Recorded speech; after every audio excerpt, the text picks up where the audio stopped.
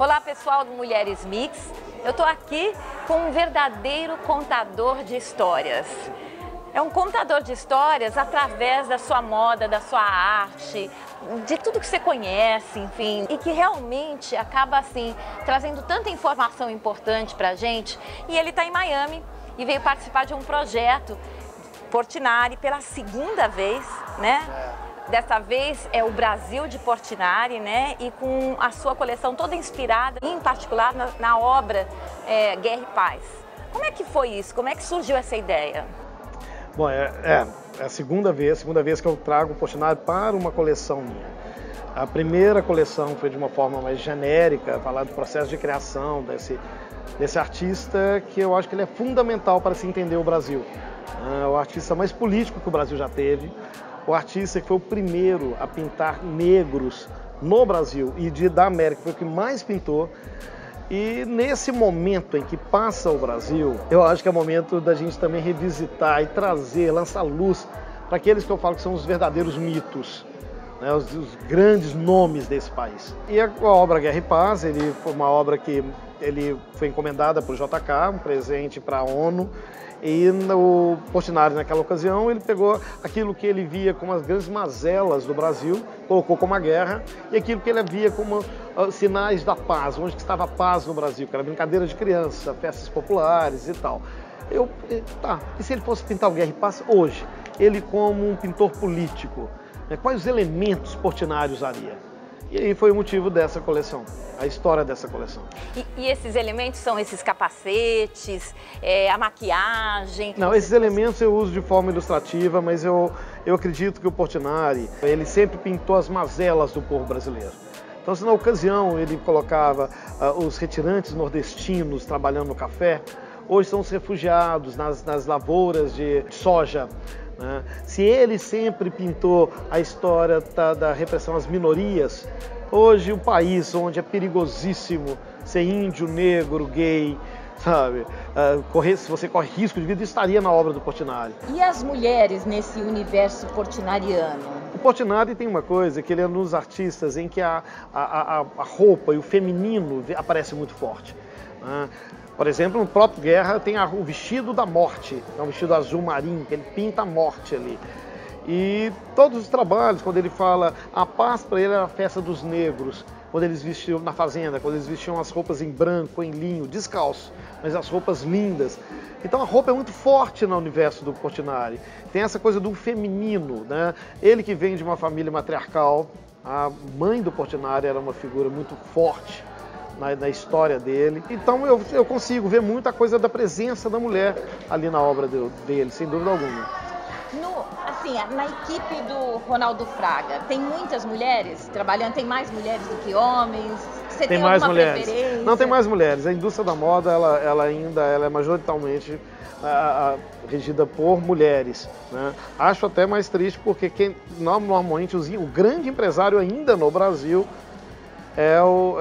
tá nas mãos dos homens, mas quem faz a coisa acontecer são as mulheres.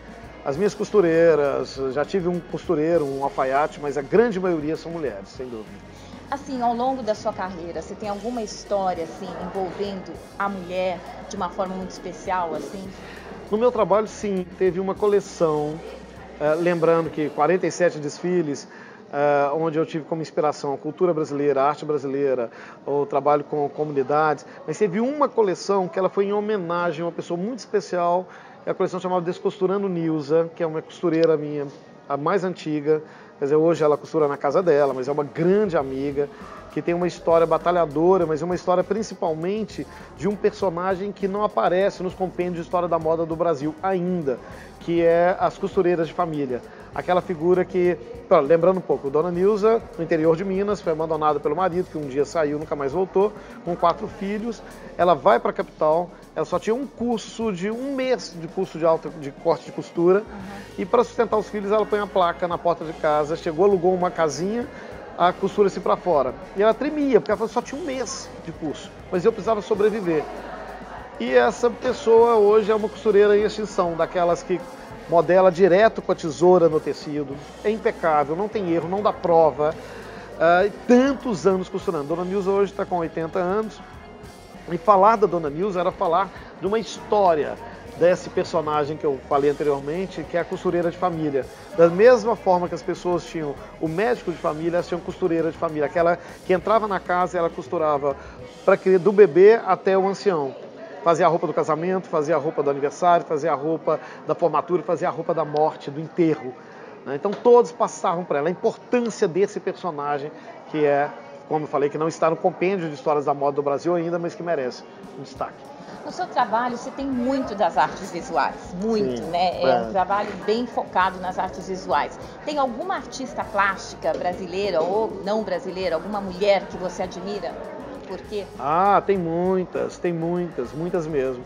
Mas eu estou passando por um momento de olhar os clássicos, sabe? Porque eu acho que é importante para a nova geração ter acesso a grandes nomes que deveriam ser ensinados desde o ensino primário. Portinari é um exemplo, e uma outra que é a italiana Lina Bobardi, né? Uma italiana que veio para o Brasil, que era uma artista que a princípio arquiteta, ela fazia projetos de arquitetura, ela trabalhava com arte popular, ela desenhou móveis, ela desenhou de tudo. Foi a primeira a instaurar um curso de moda no Brasil, que foi no MASP, um curso que infelizmente durou só 2 anos, porque eles falavam na época a elite que ela estava querendo ensinar traje típico, porque ela falava da importância de estudar a cultura brasileira para se fazer moda, e que tem uma frase dela que eu acho que é célebre, para mim ela é célebre. Ela disse que sonhava com o dia em que as roupas para se vestir, as cadeiras para se sentar, as casas para se morar, os talheres para se comer, desenhados por brasileiros, trouxesse um mínimo da grandiosidade da cultura desse país. Então daí o amor do que foi que essa italiana teve pela cultura popular brasileira. E assim, de uma maneira geral, a mulher hoje, né? O que é que falta para a mulher? A mulher ainda está nessa luta, ela tem muito que se posicionar, ou ela chegou no momento que ela está mais amadurecida? Claro que houve uma evolução muito grande. Hoje tem um domínio, mas no caso do Brasil, onde tem questões tão sérias como feminicídio, é vergonhoso esses índices do Brasil com esse crime. E eu falo com minhas amigas mulheres assim que essa força está ali. Eu acho que tem uma história de uma apropriação, e eu as provoco quando elas estão lá todas de bonitinha querendo arrumar um marido. Eu falo, gente, vocês não precisam disso. Vocês não precisam, porque isso aí às vezes tem cacoetes, né? E eu acho que, na verdade, quando nós falamos uma sociedade machista, esse problema não é o problema do homem, não é o problema da mulher, é o problema de uma sociedade machista e doente que ela precisa resolver para que ela entre no novo século. Sua esperança, qual que é? O que é que você quer desse mundo? Eu sou um otimista só de raiva, sabe? Então eu acho que vai ser pelo caminho do humanismo, o resgate do humanismo, que vamos reinventar toda essa história. Tá ótimo, obrigada. Beijo grande. Estou aqui de Ronaldo Fraga também, e esse foi o recado de Ronaldo Fraga para as mulheres mix, direto de Miami. Até mais.